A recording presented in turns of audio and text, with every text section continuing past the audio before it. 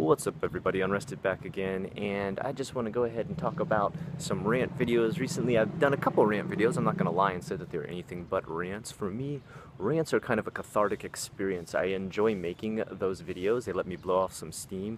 Half the time you need to take them with a grain of salt. Of course it's up to you for how you want to have a perspective on them. I'm not going to try and change your perspective. Everyone is allowed to have their own experience with everything they watch. I personally enjoy making them. They make me feel more relaxed after I'm done with them. I feel like I've gotten a point across that I want to portray to everybody, and how people take that is usually pretty positive. You guys have a pretty awesome response.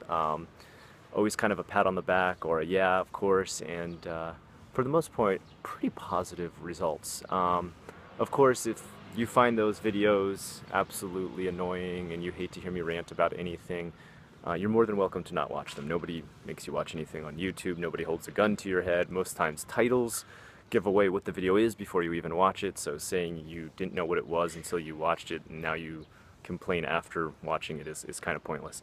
But that aside, I want to get on to something new, and this isn't really a rant video, but something I kind of want to question other people who make vlogs in Japan about, and kind of a question I wonder if you've ever gotten yourself. Have you ever had somebody contact you to try and better their English? Now, as many of you may know, most of us come over here and start out as English teachers. If you didn't know that, well, that's the deal. A lot of people get their start in Japan as an English teacher. I first started out here as an English teacher. I headed over with a company named Nova that went bankrupt. Long story. I've made other videos about it. I'm not going to go into it again. But I'm sure some people watch my videos and see older ones where I was still an English teacher. I wasn't an artist yet. And I guess that's why I get these messages that say, hey Scott, I've got a question, can you teach me English? And it's not from, I've gotten it from Japanese people, I've gotten it from people all over Asia actually. But to be honest, it's really not a lot of Japanese people contact me to try and teach them English. It's people from all over different parts of Asia. And I don't want to single out one country within Asia. I'd say I get it pretty sparsely all over different parts. It's pretty equal.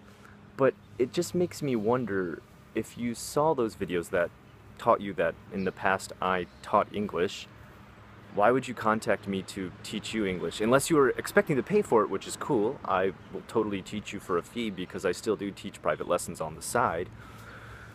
But for you, how do you guys feel about this? Like, what's your opinion? For me, this is how I feel. I'm not saying you need to have the same opinion. I'm just saying this is my perspective on it. I feel like, okay, in the past, I was an English teacher. I got paid to do it. I still teach private lessons on the side, so I guess in a sense you could say I still am an English teacher. When people contact me, right away, they say like, oh, I like how you speak English on your videos. Can you please teach me English? Or, hey, I've got a question. Can we hang out and you teach me English? And my reply to them is always, sure, 5,000 yen a lesson. And that's an exorbitant amount. That's an insane amount to charge somebody, by the way. 5,000 yen a lesson for like 45-minute lesson. Obviously you're paying more than 100 yen a minute. And the reason I do that is because honestly I don't know them. They're a brand new client. I really don't want to be bothered with taking up more of my time with a private lesson with a person I don't even know. I don't know how serious that student is. I don't know any background about them. They're just some random person on the internet. So usually that is a way to persuade them not to try and actually start any kind of English lessons with me. But the thing they always get mad about is they're surprised I actually asked to charge them for a lesson. They're not angry about the price or anything like that. They're always like, wait, you want to charge me? And it's like, yeah, well, what do you do for a living? Like, what's your job? Are you a carpenter? Do you want to come over to my house and install some new stuff, like, for free? Like, you know, like, what's your job? What do you do for a living? Are you a professional executive chef? You want to come over and cook for me every night for free? I don't understand how certain jobs, and this happens in the art realm, too. Probably some of you who are artists have had this happen many a time, where you tell somebody, oh yeah, what's your job? I'm an artist for a living, and like, oh, you should draw me a tattoo sometime. I get that one too a lot. People send me messages and say, hey, I saw in a lot of your videos that you're a pretty awesome artist. I'm not trying to toot my own horn, that's what they say. Can you draw up some like flash art for me sometime for a tattoo? Or, you know, can you sketch some stuff out for my tattoo? I'd love to get one of your pieces tattooed. Now, you know, one thing I will say is I'll say any art that I have on the internet right now, like I have a portfolio on the internet, if people find stuff on there and they want to get it tattooed on their body, that's fucking awesome, and I would 100% support that. I'm not going to charge anybody to get something replicated on their body, unless I was doing the tattooing, which I do have tattoo machines, I can do it.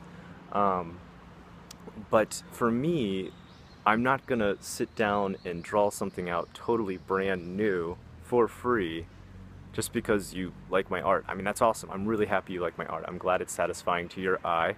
I'm glad it tickles your fancy, but the same rules apply to your job. What is your job? Think about whatever your job is, and think about if you'd want to do it for free. When you come home from work and you're finished for the day, think about if you want to do that job for free for somebody at your house, even if it was a family member. Sometimes even then you'd be like, oh man, you know? So I'm just wondering, you guys too, like, have you had some kind of thing that you're making a video on the internet about your own personal work life, or maybe something that you charged for in the past and someone realizes you have a skill and then suddenly asks for it for free? Have you ever had this experience? And if you had, what was your response? What did you say? How did you answer? Because for me personally, I'm not going to just yell at them and say, like, you know, screw you, don't you understand that I'm a professional? I'll just mention a price. That's what I'll do. I'm not going to get angry. I'm just going to say, yeah, sure, I can draw you something up. I usually charge about, you know, this price for this size, or this price for this size in ink, or this price for this size in color. And usually that's exactly where it stops. Like, they stop asking any questions. Usually people in the art type situation where they ask me about art, they just stop asking. They're just like, oh, he wants to get money for his real job. And they kind of realize right there, I guess. But the English thing, like, they always get pissed off. They're always like, what, you want to charge me to talk? And it's like, yeah, that's what I did for a living, and I still do for a living at points. Why would I do it for free? Like, it's not something, I don't walk around wishing I could teach the world English. It's not something I have a mega passion for. Do I wish I could do art all the time? Yeah, I do art for free all the time for myself. It's as a hobby. When my own job finishes, I come home and draw my own stuff for, like, comic books and stuff that I work on the side.